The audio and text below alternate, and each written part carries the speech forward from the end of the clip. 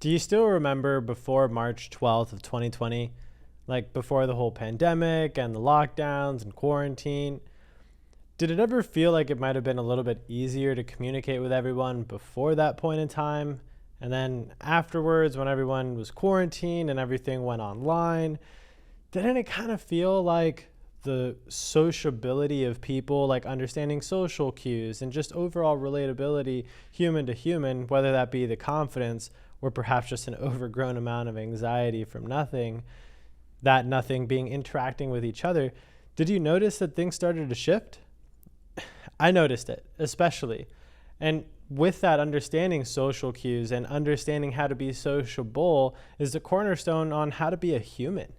We live in society. We are citizens of something, and with that, a part of a community, large or small, city or town. And so understanding how to socialize intrapersonally and interpersonally is incredibly important.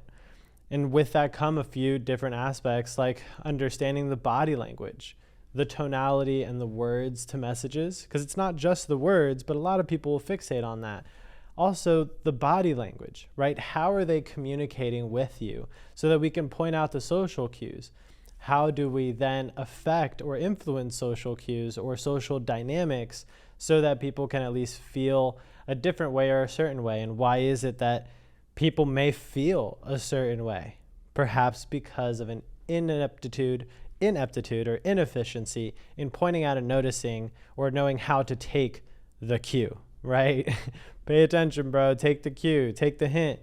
And so from here, let's go ahead and dig in today's class where we go through social cues and sociability.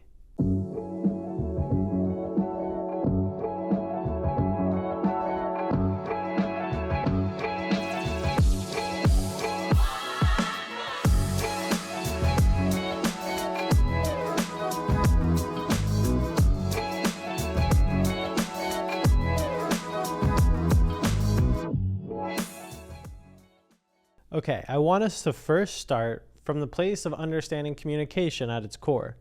And the rule of communication goes as follows. 55% is body language, 38% is tonality, and then 7% of it is words. So if now we look at this, the majority of it, we're talking 93% of communication is largely based upon the body language that someone has and the tonality. So the first thing I'm going to encourage you to focus on is what? Yeah, body language. It's going to be the biggest point to the whole thing. So from here, let's go ahead and create a baseline. But if you're sitting here and you're like, Eddie, what are you talking about creating a baseline? What I mean is we must establish a baseline of communication when we get into an interaction with another human. For example, let's say that there's someone that's sitting at the table. Perhaps this is your friend. And you're going to walk over, approach your friend, sit down, and start a conversation. And you notice that before you sit down, they're pumping their leg a lot, right? And not like super fast, not like super slow. They just are pumping their leg. Maybe they're on autopilot, whatever. So you walk on over, you sit down, and then from there, you start having a conversation. Now, has their leg pumping changed at all? No? Okay, so we can probably run with this as a factor, an indicator, a signal to the baseline of how they're currently acting, right? Okay, we noticed that they were pumping their leg, they're exhibiting certain mannerisms or behaviors. We walk on over, they continue to exhibit the same behaviors despite the conversation that we're having. That must mean then that the conversation we're having is a neutral conversation. It is not changing anything. So now let's see, what if we went ahead and made an inflammatory remark? We'd said something that just completely threw them off, right? Maybe off their focus, some big news, or just some shocking information. And then all of a sudden, their leg just stops. No more leg pumping. What then? What happened? Right? And I already made the point here for the sake of this example. If we said something that was likely negative, we can create a baseline change in the leg pumping, because then from there we know something might have changed. Or similarly, we hit them with great news, and you'll likely see a reaction like an increased pumping of the leg. Or maybe they stop pumping their leg, and now with both of their legs, they're like almost slightly standing, like a half squat off of the chair. They're just so excited. right? This is where we start creating baselines. And it's not just in the leg pumping, right? It's what are they doing with their hands? Are they fidgeting with their hair, playing with their hair? Are they, when you say something, are they beginning to fidget with their neck? Especially a lot of times that's what ends up happening. Women will often fidget with their neck right here, like their necklace, and men will go ahead with the hand behind the neck and fidget around there. And it creates this anxious type of movement. And it's not just limited to on the chest where the necklace may be or behind the neck. It may be places like on the wrist or fidgeting the hands, right? Fingernails and biting your fingers. Different things can be different things. But the point is, when it comes to understanding social cues and being more sociable, can we create a baseline with the person we're interacting with? And then from there, when we understand a baseline, all we have to do is pay attention to the changes. And when we notice these changes, we must then interpret, are these changes a good thing because it's leading to a positive energy or feeling? Or is it a negative thing where it's leading to a negative feeling or energy? And so now, one of the favorite ones that I like that I haven't mentioned yet, but I do want to share with you is look at where people's feet are pointing. Here's what I mean. You take this to a very simplistic, biological place. We are humans, we're animals, and we have very innate responses when it comes to danger or potential danger, right? Fight, flight, or freeze. And so from there, if we were to, let's say, want to fight or flee, how do we fight or flee? Well, we probably want to face our target. And so if we want to face our target or face the person that we are focusing on, where are our feet going to be pointed, right? Could we run towards, if we want to go towards something, if we are focusing on that, would it make any sense for our bodies to point our feet away from the subject we're trying to focus on? No, that's not going to make any sense.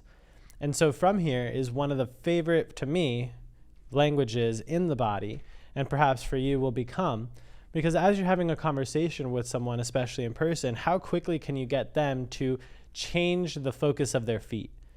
And especially, I like to believe that when I'm having a conversation with someone, I'll keep my feet pointed away. Hopefully they get the hint that I'm not rotating towards them, towards you to have this conversation. Or I go ahead and rotate my feet and I point it directly at the person that is trying to communicate with me to let them know, hey, okay, you have my attention. And I don't know if you might have been told this growing up. I know my father always told me growing up, like, hey, look at me when you're talking to me, right? I can't hear you if you're not looking at me when you talk to me. Because sincerely, think about it, right? It's like we're having a conversation, but I'm not looking at you. Where does my voice project? Does it project towards you or does it project in a different direction? My ears are over here, but your sound travels that way. How do I hear you? So from here, again, we want to keep trying to find baselines when we interact with another person. And so these are physical baselines for the body language. But from there, let's go ahead and check tone, right? It's 38%, almost half of it as well. So how are people talking? Do they come off excited to talk to you? Do they come off put, or annoyed or frustrated? And so the thing is, it's not just necessarily us being able to take notice of the social cues, but from there being able to do something about the social cues, right? There's probably a lot of people, even perhaps you may understand that something is not exactly right because the social cue was just given, a hint was there, but you don't exactly know what to do with it. And this you've probably seen before. There's the classic jokes, guy or girl, where one is hitting on another and one of them just doesn't get the hint, right? It's like the physical touch, the playfulness, the funny jokes, the getting after it, the play wrestle. Sometimes, again, that's just an extension of the physical touch. And from here, there's the gift giving. I mean, this is where you just look at the 5 love languages, right? Gift giving, acts of service, physical touch, words of affirmation, or quality time. And so when you're going through these 5 love languages, especially try and take the hint because if people are giving that to you. Now, granted, you don't want to necessarily assume that someone is coming off or coming on to you, right? But from there, you can take the social cue that they're being friendly because there is a distinct difference between a friendly tone and a sexual tone. And so being able to mind the difference and from there pay attention to the baselines. Because if you're in an interaction and maybe you have a certain expectation and they might have a certain expectation, pay attention to the baselines. Because if you keep making certain types of advancements or moves and they continue to retreat, there's probably a cue being given there somewhere between either the neck rubbing, the anxious energy, the uncertainty, or just the very simple, hey, right, maybe at a later time. And so from there, that's one of the big things too, when it comes to taking the hint, right? It doesn't have to happen right away. It's about being able to be relatable and give yourself another opportunity. Because especially if we're talking about playing the game, right? And this on a more social side. If we're just talking about playing the game, then it's not about winning the game. You just want to make sure that you get invited to play as often as possible, right? Or until you're, excited to just stick to this one sport, right? If we're following the analogy. So from here, let's go ahead and just pay attention to that, right? Being someone that gets invited to the game more often. And then when we start to reframe that, and also let's go ahead and just take it away from the, sexual side of game, but from a legitimate side of being invited to, were you perhaps the last person to get picked on the team? Or were you the first, or were you somewhere in the middle? And based on that comes back to other people's perception of you. And from there, often your ability to operate within social fabrics, within communities or groups. And so being able to be in and a part of, the trick here is that social cues are not necessarily meant to be fully adhered to, because again, this is where you've got to make the call, the perception that you want to give, the impression that people have of you. And so the big one that I always think of and I want to share with you is how first impressions only happen the first time. And so if those first impressions only happen the first time, let's make that first time count. And for that same reason, I'm glad that you're watching this episode and going through today's class, because if you're not already good with these types of things, it's very, very important that you know how to come off the right way. Because it doesn't really matter what you believe of yourself. It does matter what other people perceive you as. But similarly, other people's perceptions of you should not be the reason why you do not go for something or operate the way that you want to operate. We just simply must be aware of and in tune with other humans in society so that we can understand the boundaries and the limits. Because at one point, you're an artist when you test the boundaries, but you cross the line a little much and then you're just an asshole. So we have to be mindful to these social cues, to the body language, to the tone, not just the words that people say. Because then as well, if you're noticing that there just seems to be constant inconvenience, dude, you might need to take the hint, right? Inconvenience to a certain point is just an inconvenience, and things might have just unfortunately worked out a certain way, especially however it may be. But sometimes inconvenience can also just be a very convenient way of being polite. Hey, this just keeps coming up. Something just keeps coming up. Hey, I'm sorry. And the thing is that especially taking the hint, you don't have to get mad about it either. There are going to be those occasions where someone's not necessarily going to be interested. You take it on the chin and you keep walking. It's called dating, right? Or same thing in business. Not everyone is going to be excited by your offer or at least want it right now. It's not a big deal, right? But that's part of the follow-up. And that's part of understanding the social cues. Because one thing is an objection, right? Or a cry for help. And I'm not fully understanding why this makes sense for me to invest in. And another is just hey, I'm not interested. No, I don't want to do this. Please stop trying to sell me, right? And there are these social cues and people will give it. But the biggest piece is you have to be willing to learn and, better said, listen to what signals they're giving you. The body language or those words that they're saying specifically, right?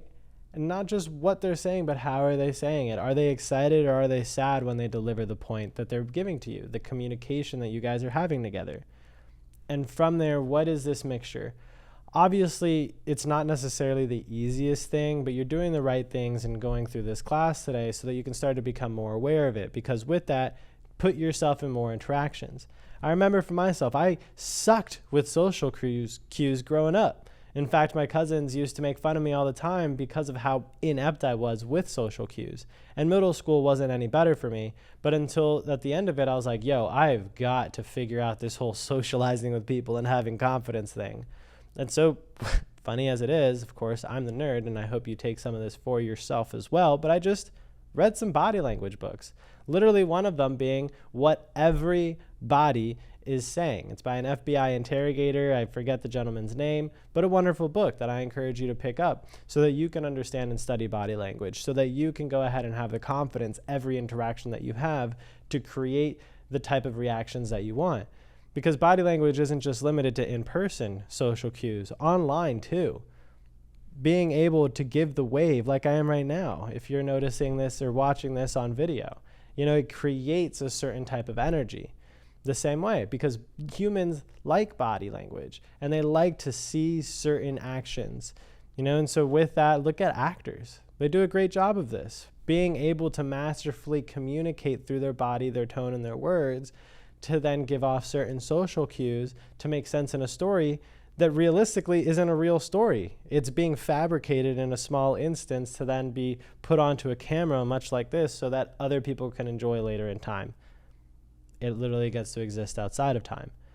And so point in that, though, again, being the ability that actors have, the abilities that you can have, all from the point of hanging out with more people.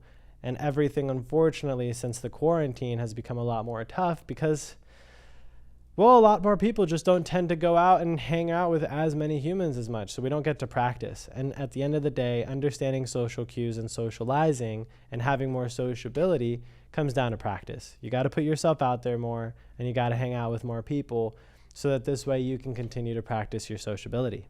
No way around it. An easy way, and I'll go ahead and give you an action step coming out of today's class. Easy action step for you to go ahead and from there become more sociable is just reach out to people.